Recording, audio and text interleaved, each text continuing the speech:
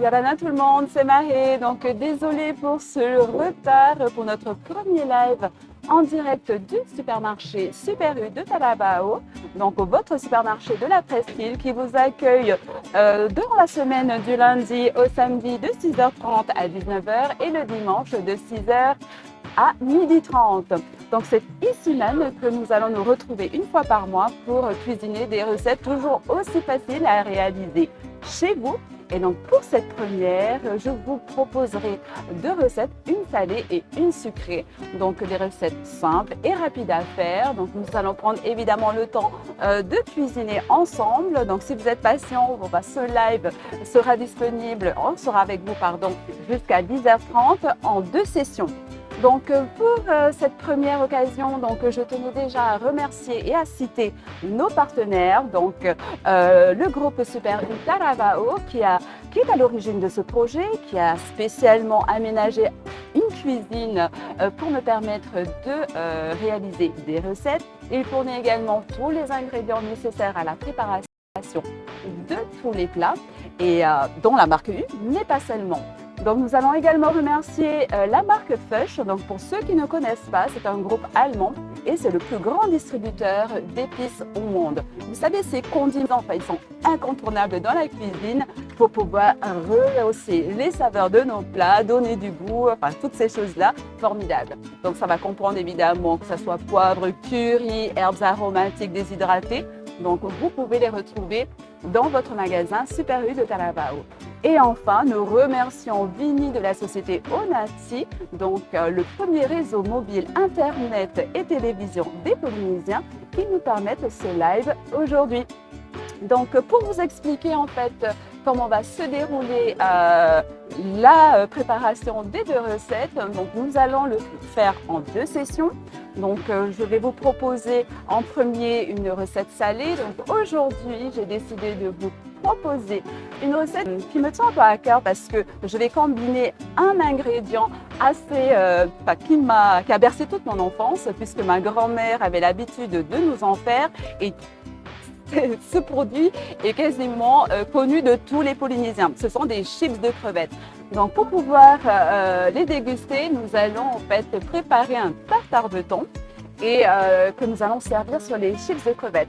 Et pour ceux qui ne savent pas, les chips sont vraiment très faciles à réaliser. Donc ça prend vraiment moins de 2 minutes, voire même quelques secondes dans de l'huile chaude.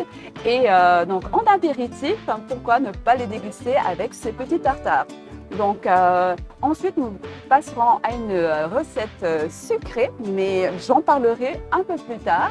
Donc tout de suite nous allons démarrer avec cette première recette qui est le tartare de thon en chips de crevettes. Pour cela, il va vous falloir du thon frais, blanc ou rouge, donc c'est comme vous voulez. Donc si vous ne trouvez pas de thon, vous pouvez parfois le remplacer évidemment par d'autres poissons, donc ça soit même du poisson du lagon comme du mérou, ça peut changer. Vous avez de l'espadon, le marlin, donc qui est aussi un poisson que vous pouvez utiliser pour réaliser des tartares. Donc de la dorade également.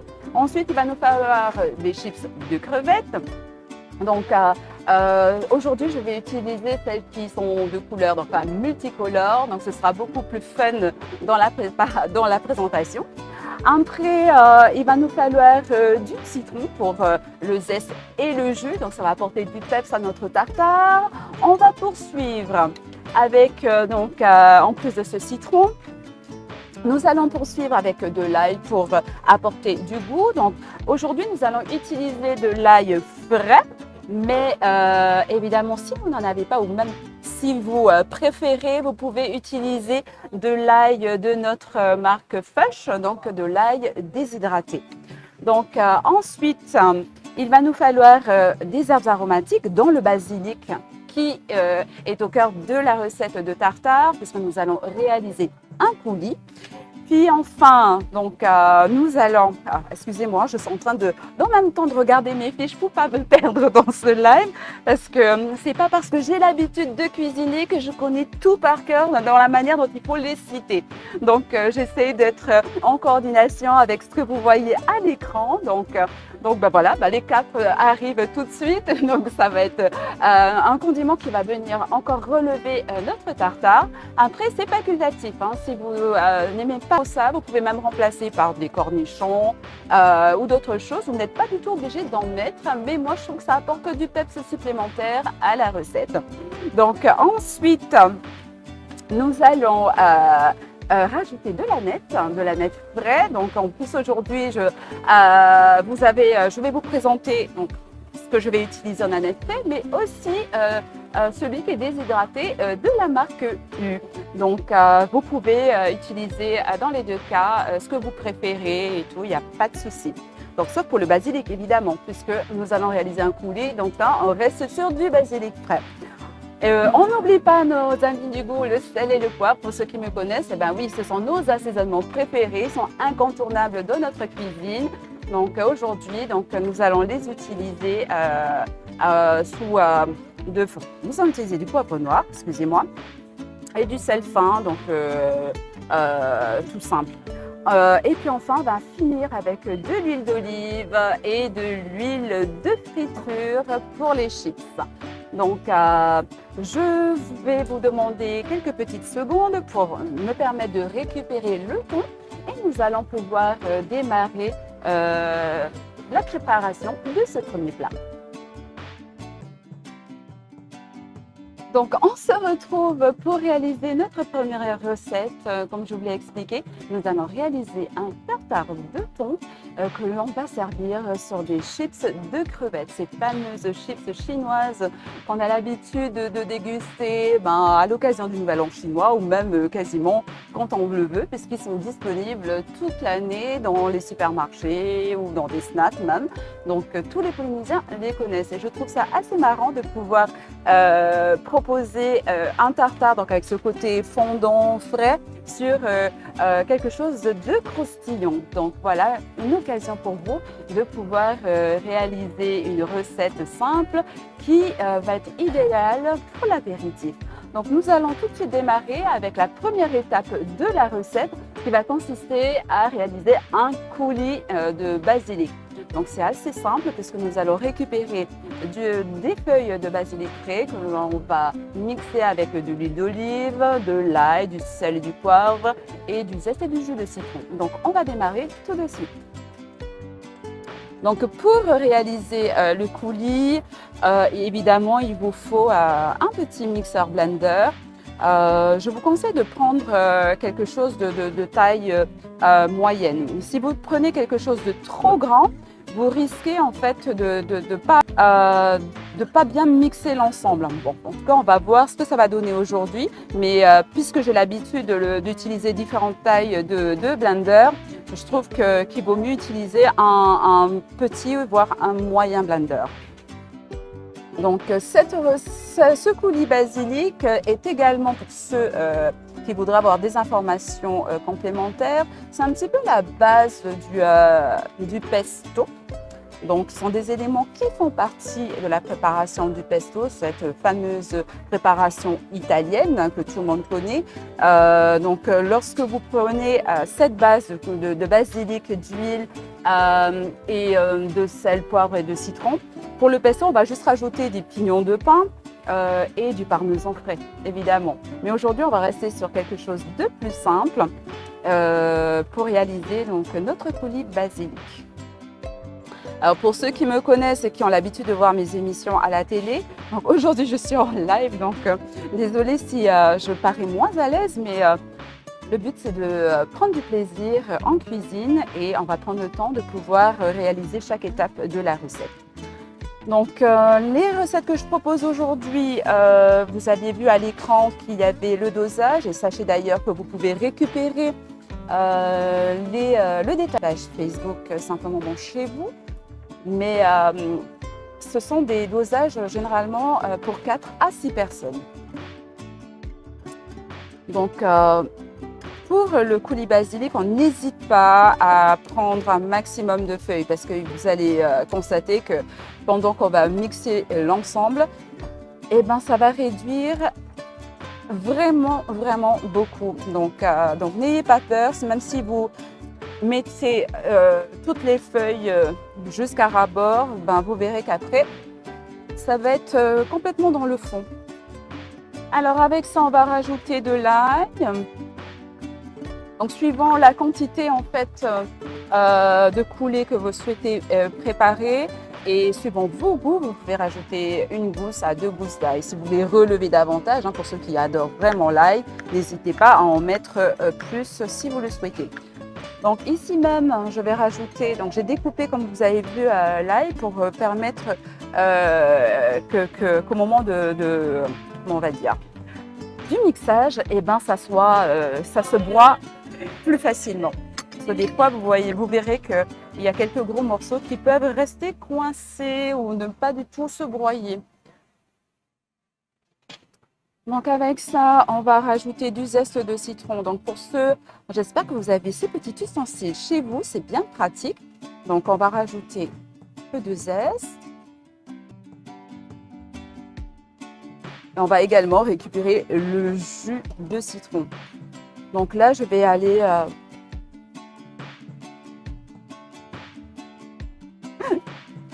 je ris toute seule parce qu'on me demande de prendre mon temps. Je pense que ça doit se voir que je suis un peu stressée, mais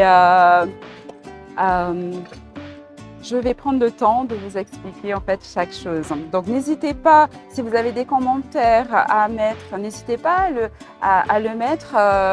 Je vais tenter de répondre si je peux, si j'ai le temps de le faire. Mais ce qui est certain, c'est que pendant les pauses, je vérifierai vos messages et vous répondre au fur et à mesure.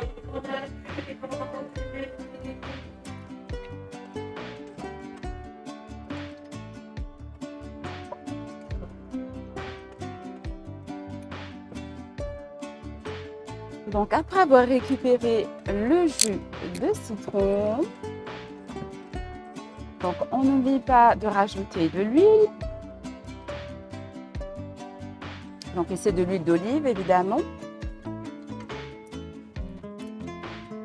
On va saler et poivrer.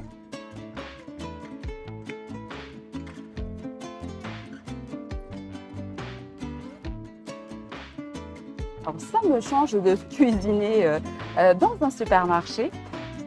Donc Yorana la Presqu'île, sachez que nous sommes en direct et que nous sommes sur ce lieu jusqu'à 10h30 voire 11h pour réaliser 2 recettes faciles à faire et tout simplement bonnes.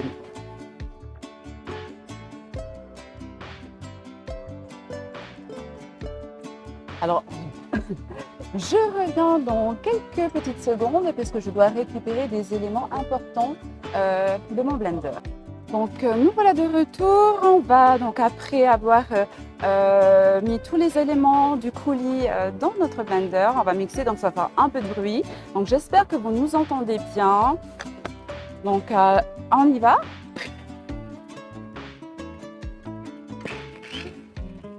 Alors pour vous montrer un petit peu comment ça se passe, donc n'hésitez pas à reprendre en fait à la cuillère pour remettre en fait les feuilles au fond.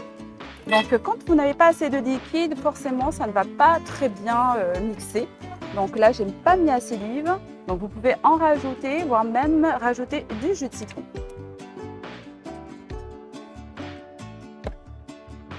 Et c'est reparti.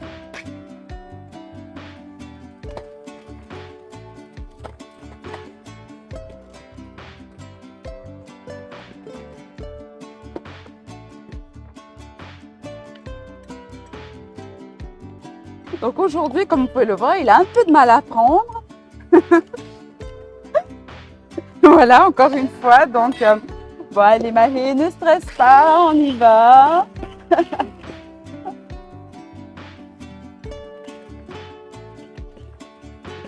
Donc ça peut prendre quelques instants, ça dépend de l'appareil que vous avez. Donc c'est un appareil qui ne contient qu'une seule lame, donc c'est un peu plus long à prendre.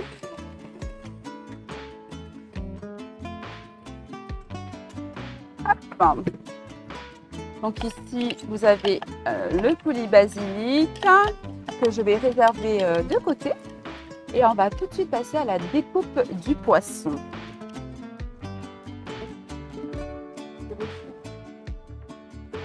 j'essaie de faire un peu de place, donc c'est pas très évident pour moi puisque j'ai pas le même espace pour cuisiner.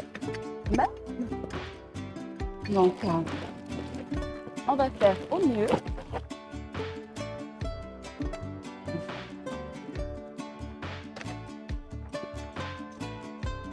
Donc pour ceux qui nous suivent, donc, je rappelle que nous préparons un tartare de thon que nous allons servir sur des chips de crevettes. Nous avons déjà préparé le coulis basilic et pour la seconde étape, c'est le poisson que nous allons découper. Donc pour le tartare, évidemment, c'est la découpe qui va importer puisque en parlant de tartare, on parle de tout petits morceaux de thon. Et donc moi, je vais vous montrer ma technique pour aller plus vite, puisque quand il n'y en a pas beaucoup à faire, ça va, vous pouvez prendre votre temps, mais quand il y a énormément de tartare à faire, il y a des techniques qui existent pour vous faire gagner du temps. Et je vais vous montrer tout ça maintenant. Donc évidemment, la première chose à faire, c'est de pouvoir utiliser un couteau bien affûté. Ça, c'est la règle en cuisine. Donc, on pense toujours que quand c'est bien affûté, bien aiguisé, eh ben, c'est là qu'on a plus de chances de se couper. Eh ben non, vous avez tort, puisque c'est quand ce n'est pas du tout aiguisé que vous avez plus de risques de vous couper, de vous blesser. Donc, première règle en cuisine, toujours avoir des couteaux bien affûtés, donc ce sera plus facile. Donc aujourd'hui, je vais utiliser un couteau donc spécialement pour la découpe du poisson. Maintenant, vous utilisez le couteau que vous avez l'habitude d'utiliser chez vous. Et on va partir en fait sur une découpe en fines tranches d'abord. Donc vous prenez le poisson, alors vous voyez ici qu'il y a des parties avec des impies évidemment. Donc là, nous avons du beau thon rouge pour ceux qui ont reconnu, d'accord? Donc il est beaucoup plus gras que le thon blanc, mais après, vous pouvez rester sur du thon blanc si vous voulez. Donc on est parti pour la découpe. Donc on va réaliser d'une part des lamelles, donc des fines tranches. Ensuite, pendant qu'on les découpe, on va venir les superposer de cette façon-là.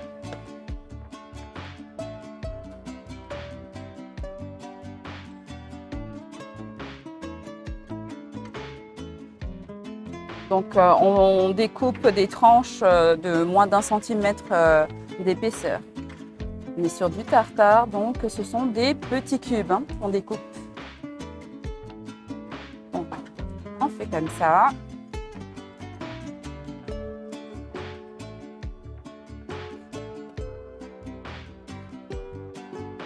Avec ça, vous revenez avec votre couteau, vous faites des lamelles, vous passez la lame de votre couteau tout le long en respectant en fait toujours la même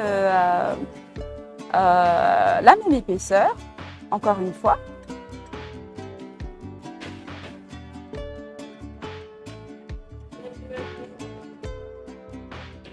L'idée, c'est de conserver quand même des petits bouts de poisson de même calibre et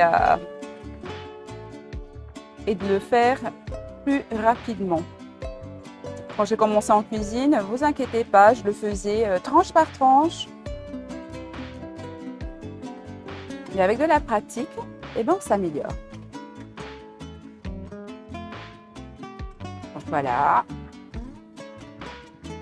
Le thon est vraiment bien fait.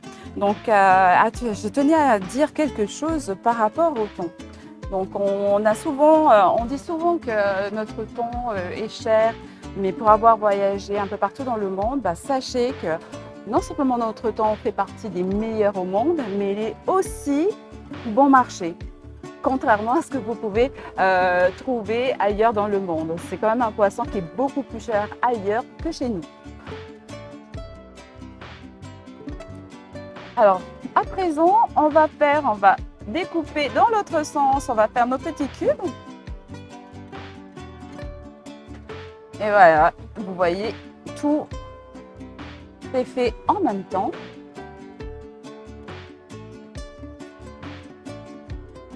Donc évidemment, si vous avez un couteau qui est différent du mien, qui n'est pas aussi long, faites en petits tas par exemple. Vous séparez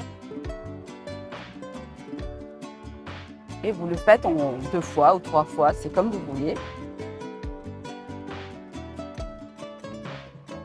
Alors j'espère que vous voyez bien de votre portable. Hop.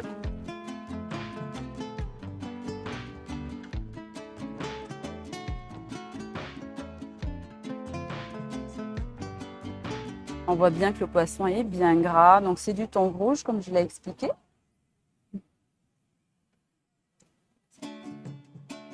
Hop. Et on y va.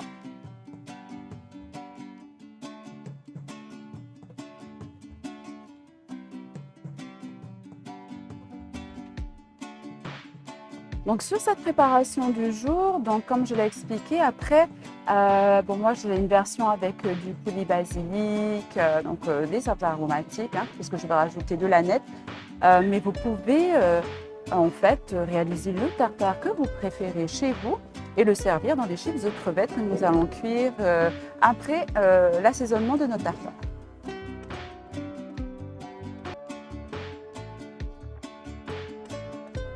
Donc, ce sont les recettes que j'ai choisi de préparer aujourd'hui. Pour 4 à 6 personnes, ça doit vous prendre pas plus de 30 minutes. Hein, en étant même assez poli. Donc, ça va, c'est facile, c'est rapide. De là, nous allons débarrasser le poisson donc, dans une jatte hein, pour ceux... c'est vraiment bien pratique d'avoir ces ustensiles chez vous, donc pour pouvoir travailler les différents éléments.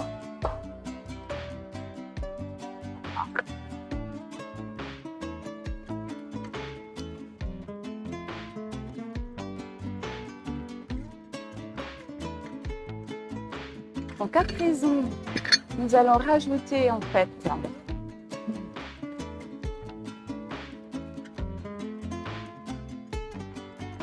du coulis basilic dans notre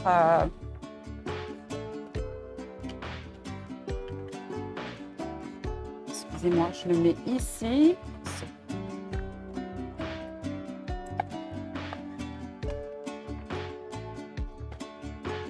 On va venir ajouter notre coulis.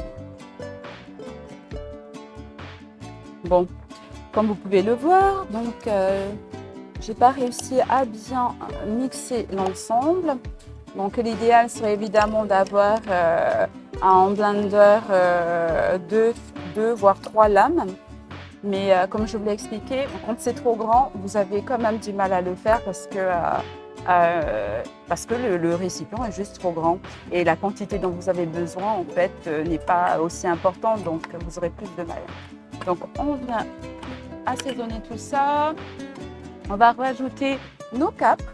Alors vous pouvez ou les hacher ou les mettre en entier. Donc moi j'aime les deux, donc aujourd'hui on va les mettre en entier.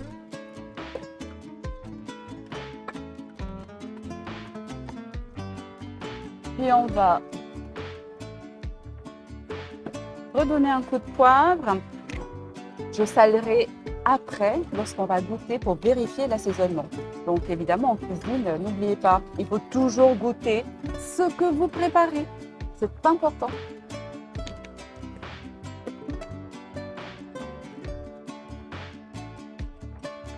Alors, nous allons rajouter de l'aneth.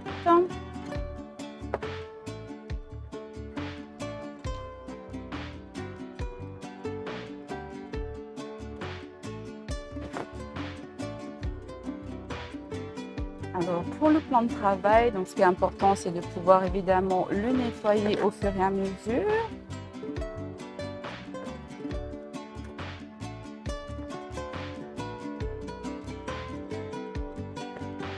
Là, je viens ciseler l'aneth.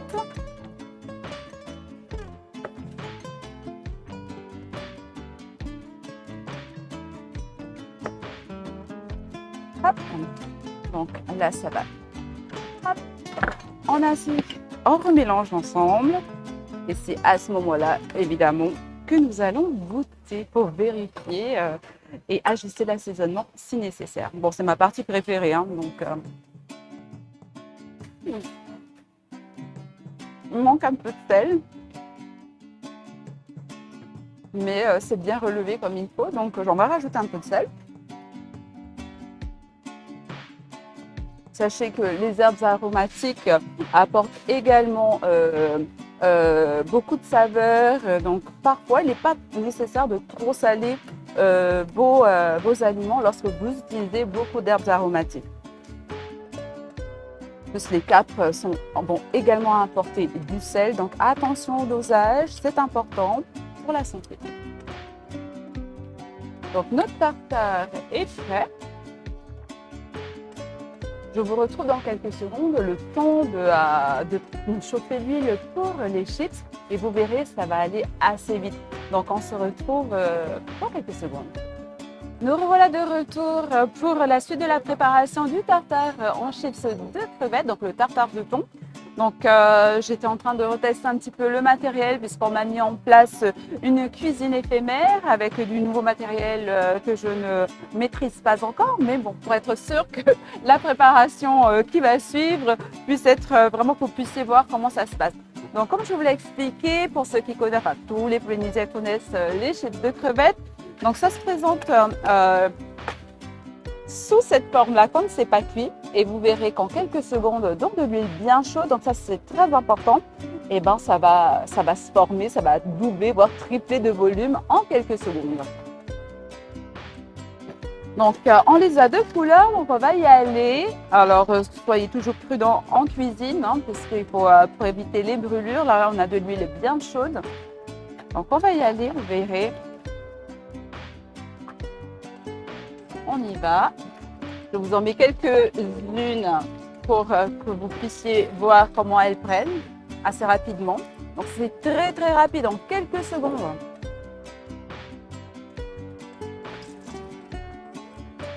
Et on les retire aussitôt. On poursuit, on va en rajouter. C'est juste magique.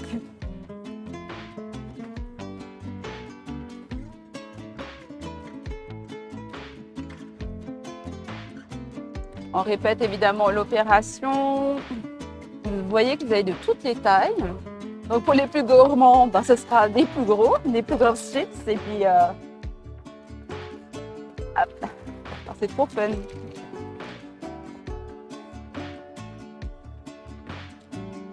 Alors si votre huile n'est pas assez chaude, ben, les chips ne seront pas bien cuites. Hein. Donc il faut vraiment qu'elles soient bien chaudes.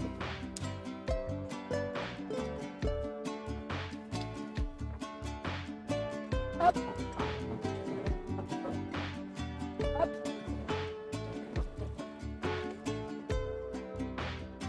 Donc on va retirer, là pour le dressage, j'ai le nombre de chips suffisant. Donc on n'oublie pas d'éteindre son feu, n'est-ce pas?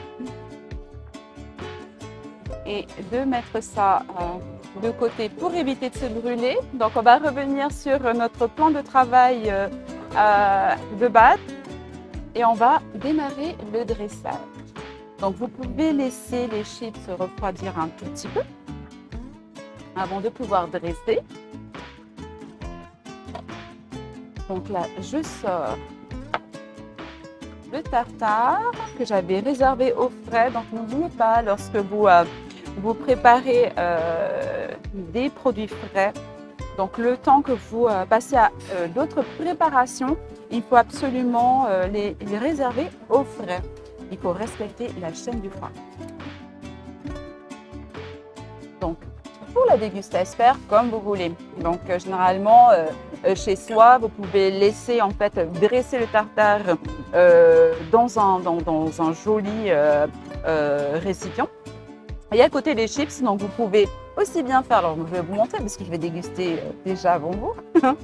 Pour vous montrer comment ça se passe.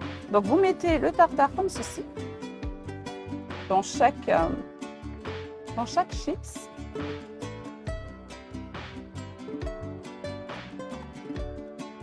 Hop.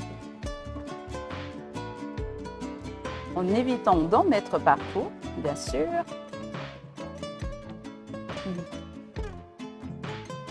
Donc, je vais en faire de différentes couleurs, c'est plus intéressant. Alors, si vous n'êtes pas trop fan de chips, vous pouvez remplacer évidemment les chips par des crackers de votre choix, ce que vous préférez, même, voire même des rondelles de concombre. Vous pouvez également rester sur quelque chose de végétal. Hop. Hop. Donc ça, c'est comique, il y a de toutes les formes.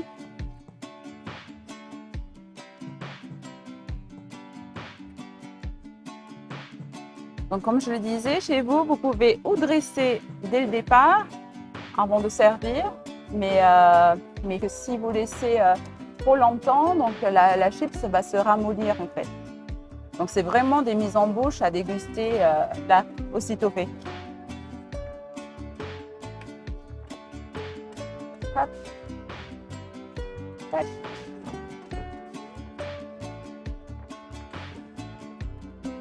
Hop. Ça me donne faim toutes ces odeurs en fait, la fraîcheur du poisson et ces petites chips qui me rappellent mon enfance. J'ai qu'une seule envie, c'est de croquer dedans. Hop.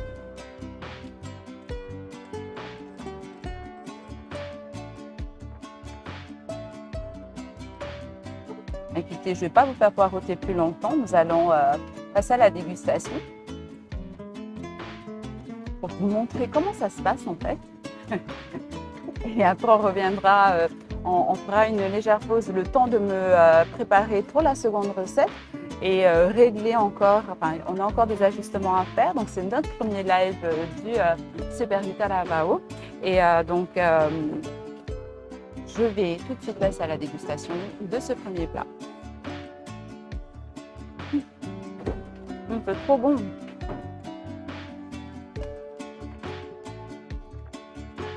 J'avais faim, je n'ai pas pris mon petit déjeuner exprès. Je ne sais pas si vous entendez comment ça croustille pendant la dégustation, mais ce mélange donc de moelleux avec le poisson, avec cette fraîcheur, ce peps dans le tartare, plus ce croustillant, c'est juste extraordinaire. Donc, on va refaire une pause pour préparer le dessert. Donc, nous allons réaliser ensemble un cheesecake. À la base, je le fais avec de la mangue et des fruits de la passion. Donc, le fruit de la passion n'est actuellement pas de saison, mais je vais vous donner une petite astuce pour le remplacer. Donc, on se retrouve dans quelques minutes pour la prochaine recette.